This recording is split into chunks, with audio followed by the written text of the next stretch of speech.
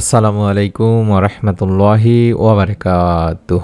1 minute মাদ্রাসা YouTube চ্যানেলে সম্মানিত দিনী ভাই বোনেরা, আমি আশা করছি আল্লাহ তাআলার অশেষ রহমতে ভালো আছেন, সুস্থ আছেন। আলহামদুলিল্লাহ। আজ আলোচনা করব যাদের আর্থিক দুরবস্থা, তারা আজকের এই আমলটি মনের মধ্যে শতভাগ বিশ্বাস নিয়ে করলে আল্লাহ রাব্বুল আলামিন চাহে তো মুহূর্তে আপনার সমস্ত পেরেশানি, দুঃখ, টেনশন দূর করে দেবেন এবং মনের নেক আশাগুলো ইনশাআল্লাহ পূরণ হয়ে যাবে। সহজ একটি আমল, দরুদের আমল। পাশাপাশি আমি একটি ছোট্ট দোয়াও শিখিয়ে দিব, যাতে করে আপনারা এই আমলের মাধ্যমে আল্লাহ রাব্বুল আলামিনের কাছে বেশি বেশি দোয়া করতে পারেন, চাইতে পারেন, গায়েবী রিজিক চাইতে পারেন। আল্লাহ তাআলা যেন আপনাদের সকলকে তা দান করেন, তার জন্য আমি ভিডিওটি থেকে সংক্ষেপে আপনাদের সামনে তুলে ধরছি ইনশাআল্লাহ। আশা করছি আপনারা পুরো ভিডিওটি জুড়ে থাকবেন, আমলের উদ্দেশ্যে ভিডিওটি সম্পূর্ণ দেখবেন। অভাব মানুষকে কখনো কখনো কুফরের কাছাকাছি নিয়ে যায়। অনেক সময় এই অভাব মানুষের ঈমান আকীদাকেও দুর্বল করে দেয়।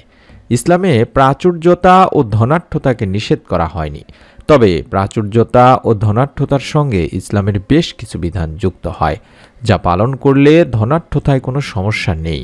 প্রিয় নবীজি সাল্লাল্লাহু আলাইহি ওয়াসাল্লামের অনেক সাহাবীরাও ধনী ছিলেন। তিনি ভাই বোনেরা, আমরাও চাই যে আমাদের জীবন কল্যাণময় হোক, রিজিক বেড়ে যাক, সহজে আমরা ধনী হয়ে যাই, জীবনে প্রাচুর্য আসুক।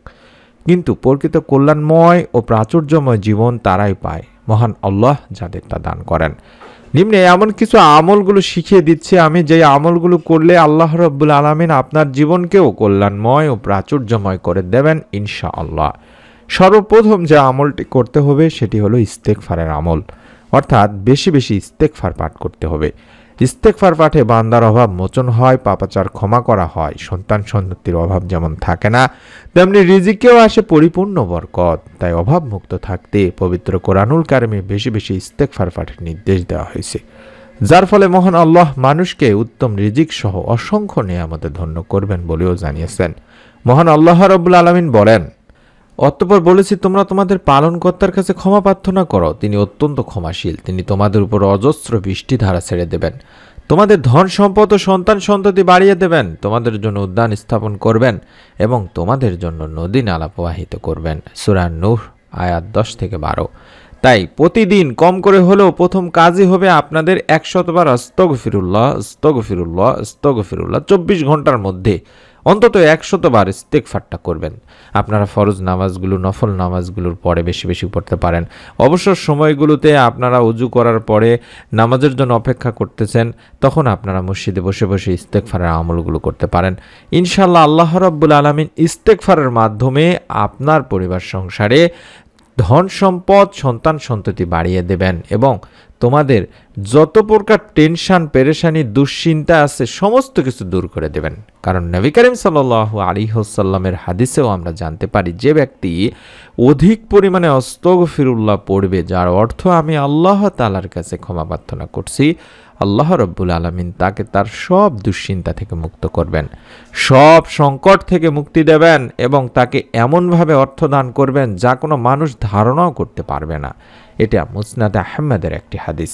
আপনারা এই মুহূর্তে যে চ্যানেলের ভিডিও দেখছেন, এই চ্যানেলটি 1 মিনিট মাদ্রাসা একটি চ্যানেল এবং আমার ভয়েস আলা যে ভিডিওগুলো দেখছেন, আমি অনুরোধ করব আপনাদের কাছে, আমার ভয়েসগুলো যেখানে সেখানে আপনারা ব্যবহার করতেছেন, যেটাকে এক প্রকার প্রতারণা বলা হয়, এর জন্য আল্লাহ রাব্বুল আলামিনের কাছে আপনাকে জবাবদিহিতা করতেই হবে। তাই অনুরোধ করছি, যারা এখন পর্যন্ত আমার কাছ থেকে অনুমতি ছাড়া কিংবা আমাদের ভিডিওগুলো চুরি করে বা বিভিন্ন ধরনের মাধ্যমে নিয়ে আপনারা আমার ভয়েসগুলো ব্যবহার করতেছেন, আল্লাহ রাব্বুল আলামিনের কাছে আমি এর জন্য যথেষ্ট পরিমাণে কান্নাকাটি করে দোয়া করি, আল্লাহ তাআলা যেন আপনাদের সকলকে হেদায়েত দান করেন। কারণ কঠিন কিয়ামতের দিন এই ছোট্ট জিনিসটি ধরে আঁকড়ে ধরেও যেন আল্লাহ রাব্বুল আলামিন আমাকে মাফ করে দেন, তার জন্য আল্লাহ তাআলার কাছে বেশি বেশি দোয়া করে থাকি। তাই অনুরোধ করছি, শুধু শুধু পাপের ভাগিদার হবেন না। আপনারা যদি মনে করেন নিজেরা ইসলামিক ভিডিও বানাবেন, মানুষের সামনে রিজিক আপনাদের যতটুক জানার আছে ততটুক আপনারা পৌঁছায় দিবেন বা জানবেন, তাহলে আপনারা নিজেরাই চেষ্টা করুন দিনী ভাই বোনেরা। আমি অসংখ্য ইউটিউব চ্যানেলগুলো দেখতে পাচ্ছি যেগুলোতে আমার ভয়েস ব্যবহার করা হচ্ছে। আমি অনুরোধ করব তাদেরকে, আল্লাহ রাব্বুল আলামিন আপনাদের সকলকে যাতে করে হেদায়েত দান করেন, এই ছোট্ট একটি পাপের কাজ থেকে আপনাদেরকে যেন বিরত রাখেন। প্রত্যেককে অনুরোধ করছি, আমি বিভিন্ন চ্যানেলে ভয়েস দিয়ে থাকি, এর বিনিময়ে আমাদের বা আমার সংসার চলে যায়, ছোটোখাটো কিছু ইনকামের একটা রাস্তা হয়, যেটা দিয়ে পুরোপুরি সংসার চলে না দিনী ভাই বোনেরা। আপনারা জানেন সকলেই একজন ভয়েস আর্টিস্টের কতটুক মূল্য দেয়া হয় এই বাংলাদেশে বলেন বা যেখানেই বলেন। তাই অনুরোধ করছি, যতটুক ভয়েস দেওয়া হয়, যাদের চ্যানেলগুলোতে আমি ভয়েস দিয়ে থাকি কিংবা আমার নিজস্ব যে চ্যানেলগুলোতে আমি ভয়েস দিয়ে থাকি, এই চ্যানেলগুলোর উপরে তার প্রভাব পড়ে। তাই অনুরোধ করছি, আপনারা আমার ভয়েস ব্যবহার করা থেকে বিরত থাকুন এবং আল্লাহ তাআলাকে ভয় করুন। কঠিন কিয়ামতের দিন আপনাকে এর জবাবদিহিতা করতেই হবে, তখন আপনার কোনো উত্তর দেওয়ার কিছুই থাকবে না। তাই অনুরোধ করছি, আপনারা আমাদের ভয়েস থেকে, বিশেষ করে আমার ভয়েসগুলো দেওয়া থেকে বিরত থাকবেন। আপনারা সকলেই জানেন যে আমাদের যে চ্যানেলগুলোতে আমি ভয়েস দিয়ে থাকি, সেই চ্যানেলগুলোর নাম আমি একসঙ্গে দেখাই দিচ্ছি। আশা করছি এই চ্যানেলগুলো ছাড়া আমি অন্য কোনো চ্যানেলে বিশেষ করে ভয়েস দেই না। তাই অনুরোধ করছি, আপনারা এই চ্যানেলগুলোর বাইরে যদি আমার কোনো ভয়েস দেখেন তাহলে প্রতারিত হবেন না। এবং আপনারা যারা চুরি করে দিচ্ছেন তাদের জন্য আমি কঠিন কিয়ামতের দিন মুসিবতের সময় আল্লাহ রাব্বুল আলামিনের কাছে এর ওসিলায় হলেও মাপ চাওয়ার চেষ্টা করব। কারণ আমার পাপের ভাগিদার কিছু পাপ যেন তার আমলনামা থেকে চলে যায়, তার আমলনামা থেকে যেন আমার আমলনামায় কিছু সওয়াব আসে। আল্লাহ রাব্বুল আলামিন আমাদের সকলকে বোঝার দান করুন, নেক বুঝ দান করুন। যে আমলটি করার কথা বললাম, সর্বপ্রথম সারা দিনে অন্তত 100 বার আস্তাগফিরুল্লাহর আমল পাঠ করবেন। পাশাপাশি অন্তত 21 বার আপনি দরুদ পাঠ করবেন।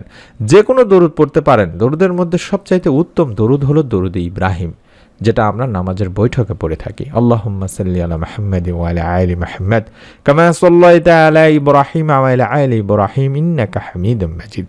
আল্লাহুম্মা বারিক আলা মুহাম্মাদ ওয়া আলা আলি মুহাম্মাদ কামা বারাকতা আলা ইব্রাহিম ওয়া আলা আলি ইব্রাহিম ইন্নাকা হামিদুম মাজিদ। এই দরুদটি অন্তত 21 বার পাঠ করে নেবেন প্রতিদিন।